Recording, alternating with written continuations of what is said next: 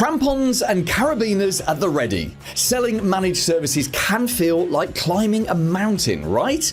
It's steep, it's exhausting, and every step towards new cash feels like an uphill battle.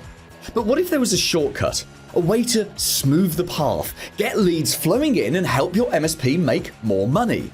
My special guest today is going to tell you how a simple visual tool can attract prospects, turn your website into a lead generation machine, and make closing sales easier than ever before. Hi, my name is Chris Walker and I run Joe Mule Creative and I'm an expert in animated video content. And thank you so much for joining us on the show, Chris. We were introduced by Christina Hunt, who is an MSP marketer. So thank you, Christina, because animated videos are something I've been meaning to, it's a topic I've been meaning to talk about on the podcast for some time. And before we delve into your career, Chris, and the kind of videos you produce for MSPs right now, let's first of all define what you mean by an animated video. Because I'm going to be honest, and this maybe is the elephant in the room. When you talk about animated videos, I see, and you will have seen this, that the hand holding the Sharpie that kind of moves across the screen and does, I think they're called whiteboard videos, aren't they? Where whatever it is that the voiceover is saying, that the hand is writing it on the screen. And those to me feel really, really old, old school. And that's not quite what you mean by animated videos, is it? It isn't, no. Those whiteboard videos, I'll be honest, are a bit of the bane of my life for people who've ever paid money for them, for a number of reasons. That isn't really what I mean when I say animated videos, because I'll just delve into it very quickly. The trouble with those whiteboard videos are they're very, very generic for a start, and they're not great at helping you kind of spread brand awareness because of how generic they look.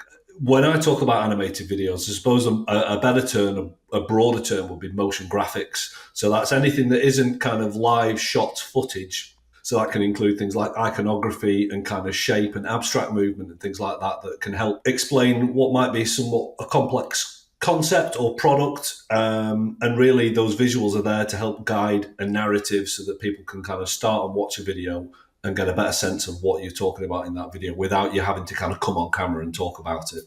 Okay, yeah, that makes perfect sense. And of course, what MSPs sell is a very complicated service anyway. Now, in a second, I'm going to ask you whether or not those animated videos are better than having a human on screen. Because as we know, people buy from people. Wouldn't it be better to see the people?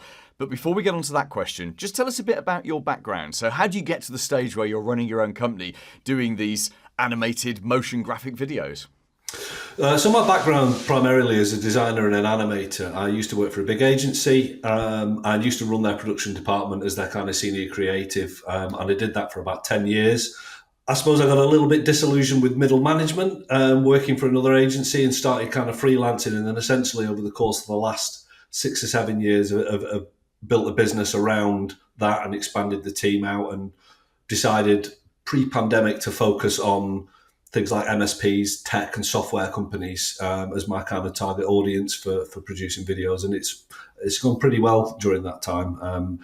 I feel all those industries are industries that can use help because they've all got complex products at the end of the day, and they're all competing usually in quite a competitive market. So being able to stand out against the competition is also something that's usually pretty important for those businesses. Yeah, I can imagine. And I guess half the challenge for you is taking this very complex thing that someone is selling, whoever you're working with, and actually getting your head around it enough yourself that you can then break it down into a very simple, clear to communicate message. Do you have a process to do that? Yeah, certainly. So that is one of the big challenges, really, is us being able to understand it. I suppose the advantage of using an outside agency like ourselves has always been that we feel like if we can understand what a client's product is, what their business model is, and what their kind of service offering is, then there's a good chance that we'll be able to transfer that to their customers, because quite often you're not selling into a particularly technical audience. So what we try and do is really look at the top and high level offer that you're try to get across, because those are usually the things that help you open doors and start those sales conversations rather than getting into the real detail. I always say our kind of mantra is the more complex a product is, the simpler the video needs to be, really, because you need to be looking at what are the core things, what are the 2 or 3 things that you want a viewer to take away from watching that video. And the best way to do that is to really strip away all the detail, don't get stuck in the weeds, and concentrate on those kind of the core benefits of what you're trying to get across in the video. Yeah, 100,000%. I think you and I are in completely agreement on that. You know, we're saying the same things, albeit we're coming at it from different angles. I think with any MSP, and this is one of the things that makes marketing an MSP so hard, is when you're inside and you're looking at all of the things that an MSP must do, all of the cybersecurity, all of the systems, the safety, you know, all of the work and the remote working, the flexibility, everything. It's enormous. And then trying to put all of that over to people who aren't technical and who are making decisions with their hearts, right, with their hearts and with their feelings, not with their brains. That's one of the hardest things for any MSP to do when they're working on their marketing.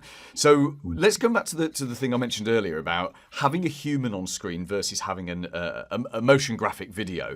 So my perception is that you'd always be better having a human on screen because, as I said earlier, people buy from people, and it's easier for us to relate to seeing people on the screen. Do you find that it's easier not to have people on screen because you haven't got to get actors involved, or you haven't got to try and persuade the client to go on screen?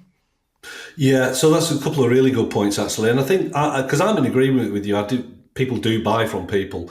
I think the place for animated video really is probably earlier in that kind of sales and marketing funnel, though, because if people don't really understand your product offering and the service that you're offering, you may not get that opportunity to get in front of them in the first place. And really, the power of a kind of animated video is that the visuals are helping to guide and explain the narrative that's coming across, probably in a voiceover or something like that, because it's a lot easier for people to take that information in. Because really what they're taking in is the voiceover and the kind of narrative. And those visuals are there to help make that transition a little bit easier for them, I suppose. The trouble with getting somebody on screen to do that is you're only listening to the narrative and you're concentrating on that person, as opposed to kind of being able to take that information in a visual way. So the animated videos, I suppose, are hitting you from two directions. Visually, you're able to understand that information, and you're also taking in the audio as well, as opposed to somebody talking on camera. The second side to that is actually the length of time it takes somebody to talk about a product or a service. If it's just somebody talking on camera, that might take you 2, 3, 4 minutes to explain the kind of intricacies of what a product is. By using an animated video, you're able to strip away a lot of that because the visuals are doing half the work for you. So you're not having to kind of dig into quite as much detail verbally, because the visual elements are doing that for you. So that's, I think, I'm a big fan of including on-screen kind of, especially if it's, the company owner, the founder, the CTO or something like that. I think it's important to be able to get a face behind that product. But I just think that usually comes a little bit further down the line in that kind of sales and marketing funnel.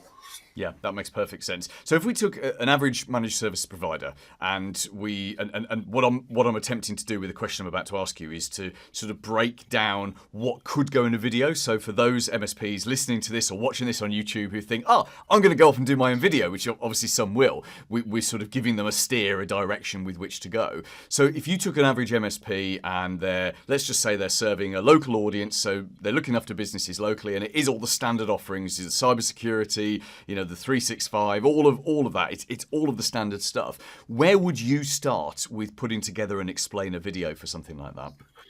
So where we usually start is looking at the problems that client is solving with those kind of products and service offerings, and really digging into those.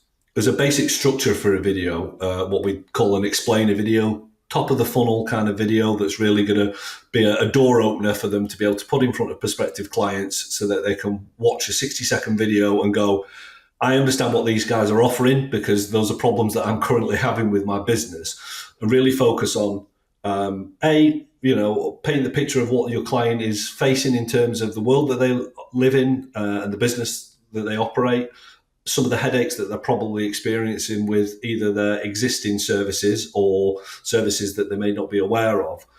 Introducing your company and your solution as a way of solving some of those problems, and then explaining. I think the important thing that a lot of people miss out in those kind of videos is what are the real benefits in terms of the impact that could have on your business. Not just, we can help you solve A, B, and C, but what will that mean for your business in terms of, the resources it might save you, the time it might save you, is it going to help your bottom line by making you more efficient and those things. So as a basic structure, that's how we always approach things, problem, solution, impact. And then obviously if you can back that up with things like social proof and kind of little clips from existing clients that have proven and back up the claims that you're supposed to be making. That's usually where we'd start with something like that. And that's applicable for a lot of businesses, but I think it's particularly pertinent to MSPs and technical companies, because they will find, I'm sure, that as we do when we deal with them, a lot of the problems that their clients are facing are the same across a lot of businesses.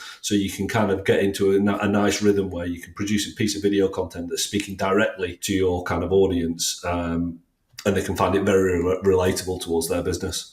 Yeah, I absolutely love that. Thank you for that framework. That's exactly what I was looking for, because someone can obviously pick up that framework now and go away and create their own version of a video, which is absolutely spot on. I think you're right. The key thing here, and this all comes back to what we were saying right at the start about people buying from people. If you can use that video that someone will, even if they only watch it for 20, 30 seconds and they think, oh, this is it. These people understand. They understand the fear I've got, because we know that ordinary business owners and managers, they are picking MSPs with the heart. They're not doing it with their brain. So I think we're just using video here as a different medium to talk to their feelings and to almost give them a feeling of reassurance that, oh, these people get it. They understand what it's like and why I'm worried about that. And there's an assumption then that if you can communicate that fear to someone, the assumption is that you are a good provider. You're a provider of substance, which I think is absolutely wonderful. So, Chris, thank you so much for that. It's been absolutely fascinating. Tell us about your website and how we can connect to you on LinkedIn so we can go and see some of these amazing videos that you've been creating. Oh, great. Yeah. So the website is joemulecreative.com, which is a bit of a mouthful.